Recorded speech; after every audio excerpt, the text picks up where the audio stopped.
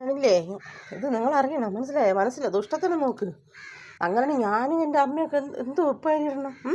കാരണം എന്ന് വെച്ചാൽ എൻ്റെ സഹോദരൻ ജോലിക്ക് പോയെടുത്ത് അവിടെയൊക്കെ ആണെങ്കിൽ ഇത് മണ്ണിടിച്ചില ഉരുൾപൊട്ടലാന്നൊക്കെ പറയുന്നത്. എനിക്കാണെങ്കിൽ നല്ല പേടിയുണ്ട്, നല്ല പേടിയുണ്ട്. ഇത് എന്നിട്ടെന്ത് അവൻ ഇവിടെ കിടക്കേണ്ടതാണ്, നിങ്ങൾക്ക് അറിഞ്ഞുകൂടാ. അവന് ഈ സ്ഥലത്ത് നിൽക്കേണ്ടതാണ്. ഇവിടെ ആണെങ്കിൽ ഈ അലവിലാദികൾ ഇങ്ങനെ നടക്കുന്നത് എന്തിന്? എൻ്റെ സഹോദരൻ ഈ പണിയൊക്കെ എടുത്ത് ചെയ്യുന്ന ആളായിരുന്നു. അവനെ ഇല്ലാതാക്കി, അവനെ നശിപ്പിച്ച്. നിങ്ങളറിയണം. എന്നിട്ട് അവൻ്റെ പണി സാധനങ്ങളെല്ലാം അടിച്ചുകൊണ്ട് പോയി. അല്ല ഇവ എൻ്റെ അടുത്ത് ഒരു വാക്ക് പറയാത്തത് അവനായിരുന്നാലും ശരി തന്നെ. അവൻ എൻ്റെ അടുത്ത് ഒരു വാക്ക് പറഞ്ഞില്ല. പിന്നെ ഇവൻ നമ്മളെ വഴക്കുണ്ടാക്കുമെന്നും പറഞ്ഞുകൊണ്ട് ഒന്നും മിണ്ടൂല. അങ്ങനെ എന്തെല്ലാം സാധനങ്ങൾ. എൻ്റെ അമ്മ ആണെങ്കിൽ പറഞ്ഞു കൊടുക്കും, എൻ്റെ അവൻ ടൈൽസ് ഇടുന്ന ആളാണ് കേട്ടോ. ടൈൽസിൻ്റെ പണി എടുത്ത് ചെയ്യുന്ന ആളാണ്. ഇത്രയും ദുഷ്ടജാതികളാ. എന്നിട്ട് എവളെ പോലെ കണ്ടവർ എവിടെയൊക്കെ ചെന്ന് എന്തര കേസ് ഇത് ബോംബെയുടെ എന്തൊക്കെ ചെയ്യുന്നത് ഞാൻ അത് അറിഞ്ഞു. ആരാ പറഞ്ഞോ?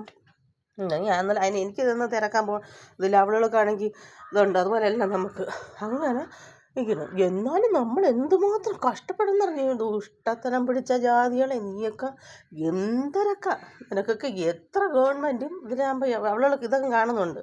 നീയൊക്കെ എത്ര ഗവൺമെൻറ്റും വാരി തന്നാലും എത്ര ജോലി വാരി തന്നാലും നീയൊക്കെ ചെയ്യണതിൻ്റെ അത് ഈശ്വരനെന്നൊരു ശക്തി ഉണ്ടെങ്കിൽ കിട്ടുക തന്നെ ചെയ്യും. അപ്പം നമുക്ക് വേദില്ലേ. അവനാണെങ്കിൽ നമുക്കിപ്പോൾ അവനും കൂടെ ഉള്ളൂ ഒരിതായിട്ട്.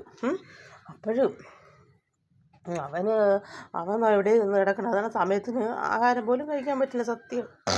ഇവിടെ നിന്ന് പോയപ്പോൾ നല്ല ഇതിൽ പോയാലും ഇപ്പം അത് ആളി തന്നെ മാറിപ്പോയി. അപ്പം ഞങ്ങൾക്ക് തന്നെയില്ലേ ഇതുപോലെ അടിക്കാനും വെട്ടാനും എല്ലാം നടന്നത് ഞങ്ങൾ പഠിപ്പിച്ചത്.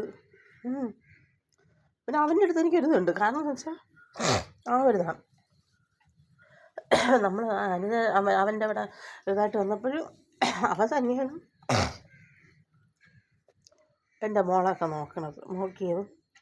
പിന്നെ ഇപ്പോഴും തന്നെ എടാ എൻ്റെ വേറെ പൈസ എല്ലാം ഒരു 100 അവനാണ് എനിക്ക് തരണത്. അപ്പം എനിക്ക് ആ ഒരു സ്നേഹമുണ്ട്. അപ്പം നമുക്ക് ഉപ്പായിരിക്കില്ലേ ലവിലാദികൾ. ഇവിടെ കിടക്കേണ്ടവനായിരുന്നു അവൻ ഇവിടെ കിടക്കേണ്ടവനായിരുന്നു. എൻ്റെ അടുത്ത് കയറാൻ വരക്കും കുറേ അലവിലാദികൾ പെരുത്ത് വാരി കിടക്കണം. നിങ്ങൾ തിരക്കി നോക്ക്. ഒരുത്തൻ്റെ വീട്ടിൽ എത്ര ജോലിക്കാരുണ്ടെന്ന്.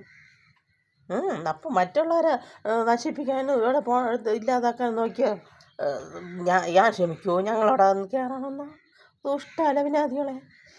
എനിക്കതല്ല ചെയ്യണ തെറ്റാണെന്ന് തോന്നാത്ത ഏവനെന്താ ഇവനൊക്കെ ഇങ്ങനെ തുടിപ്പിക്കണമെന്ന് എനിക്കറിഞ്ഞൂടാ.